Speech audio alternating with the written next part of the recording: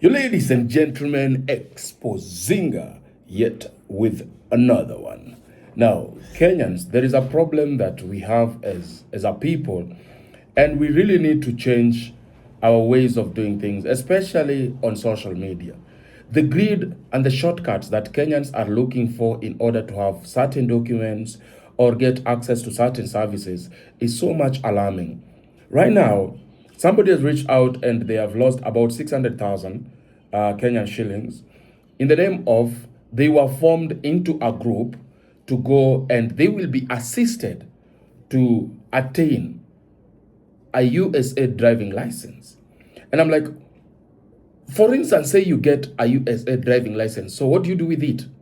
You're not in US. You're not going to get any jobs since you have the USA driving license. But these guys are being deceived that that is possible. So is it possible? I just went to the US portal and I am doing some research on this. And this is what I just asked, someone so gullible and unaware of everything. So I just asked how to get a USA driving license in Kenya. So this is what I am told outright straight. You cannot get a USA driving license while living in Kenya. You should know that. You will never get. But there are legit alternatives depending on what you actually need. Now you have to listen. First, get to the truth. This is the truth they say. A US driver's license is issued only by individual US states. Yani, in short, they are saying that it is like the way you only get your driving license in Kenya. That is how it is issued. And they require you to be physically, number one, you have to be physically present in the USA. Number two, have legal immigration status, visa, green card, etc. Provide a US address. You must have a US address, not VPN, not proxies. You have to be in that area. Then pass state driving test, written plus road. You understand? No embassy, agent, or online service in Kenya can legally issue you a US driving license. Anyone claiming that, run. It's a scam. Okay? So what you can do while in Kenya, get an international driving permit, IDP, legal and useful. This is the only internationally recognized option you can obtain in Kenya. IDP, not a US driving license. Anyone telling you that? Nope. And this IDP, in order for you to get it, again, you have to follow exactly what is expected of you. Okay? So what it does, translates your Kenyan driving license, allows you to drive legally in the USA temporarily, usually up to 3 to 12 months, depending on the state, accepted when renting a car in the US. Where to get it in Kenya? Automobile Association of Kenya or AA Kenya. Requirements: valid Kenyan driving license, passport copy, passport photos. Fee varies by duration. Note, IDB is not a US license. It works together with your Kenyan license. Convert your Kenyan license after arriving in the US, again in person. Once you are in US, number one, go to Department of Motor Vehicles, DEMV, in your state. Some states allow partial conversion. Others require full tests, written and road. Then each US state has its own rules. California, Texas, New York, they are all different.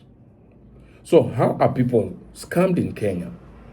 These are the four ways how you will be scammed in the name of getting a US driving license. Remember, people are trying to apply for US driving license instead of the IDP that you can get in Kenya. So number one, we process US driving license online. We process online, and you are in Kenya. It's not working for you. Number two, embassy approved USA license. Nothing like that exists. Okay, no travel needed.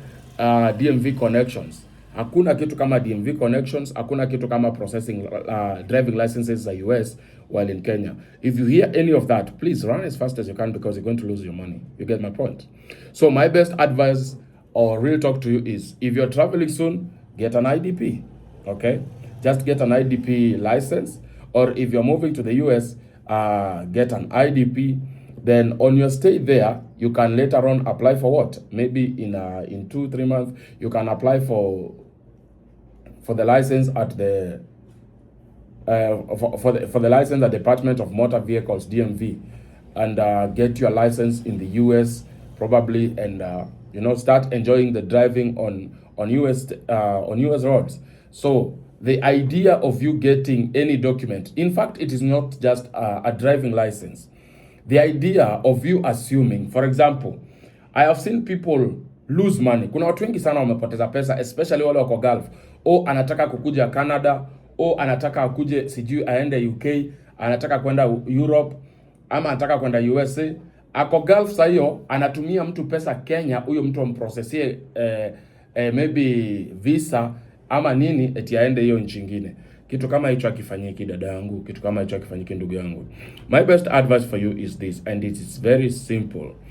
Any document that you want of a certain country, or documentations that are needed by a certain country, first of all, you have to check on their legal website. If you can't do that, say you want to go to Canada, you want to go to Germany, you want to go to US, you want to go to any other country out there, the first thing you want to do, or the first step you want to take, is to walk to the embassy of that country. So for example, you have intentions of going to United States. Just come on Google and search USA Embassy in Kenya. So, USA Embassy in Kenya. Click like that. Then you can say directions. You'll be given the directions. So from your location, you can say maybe from my location. Then immediately, Google will help you, and it will even draw a map for you and tell you, hey, the embassy of the United States from your location, it is these kilometers. Are you using an Uber? Are you using your own vehicle? Are you walking? You get? And you get to go there. So once you are at the embassy, you tell them your interests. Hey, I'd like to visit USA for these purposes. Maybe I'm going to, see my cousin and stuff like that. And then they'll give you all the requirements you need as a visitor. You want to go there to probably live there for some time, they'll give you all the details that you need. But the idea that you met somebody online, they will process visas for you, they will process driving licenses for you.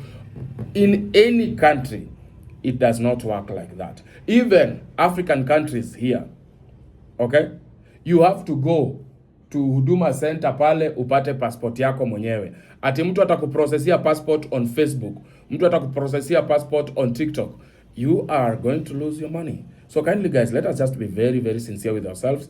In whichever service we wish to acquire or process, please follow the right path, do due diligence. Stop listening to people here on social media. People are playing doctors, people are playing travel experts, people are playing all roles in pretense just to get your money. So kindly, I urge you, do your own due diligence before trying to get a license or trying to get a visa, all of these things you see on social media, all of them, they are meant to scam you. So please walk to that embassy, get to listen to what they tell you, and try to apply that, okay? So thank you so much. See you in the next one.